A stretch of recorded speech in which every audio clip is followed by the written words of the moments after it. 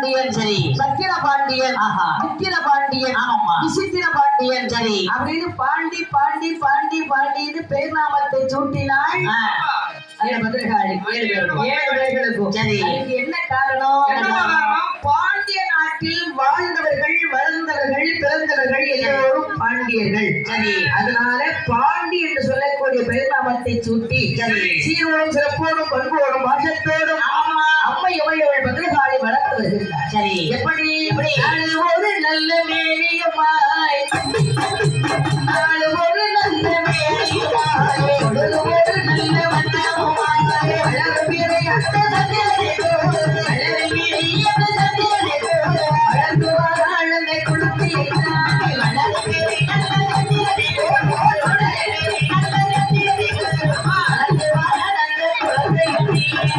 செய்தி நல்ல சடை முடித்தாள், செய்தி நல்ல சடை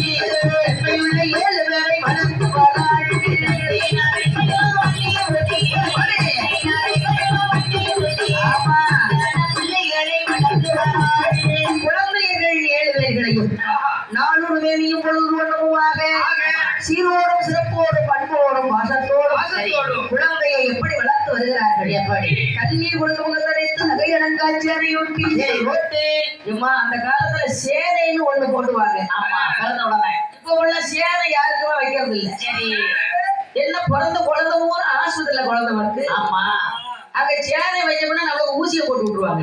கொடுக்க கூடாது, சேனையே கொடுக்க கூடாதுன்றாங்க. சரி, சேனைன்னா உனக்கு தெரியுமாடா? தெரியல, நான் சொல்றேன் கேளு. நல்ல படம் கருப்பட்டிய நல்ல நுணுக்கி நல்ல ஒரு கிண்ணத்துல போட்டு விளக்கெண்ணெய், நீ இல்லடா விளக்கெண்ணெய் அதை ஊத்துவாங்க. விளக்கெண்ணெய் ஒன்ன சொல்ல நினைக்கிறேன்.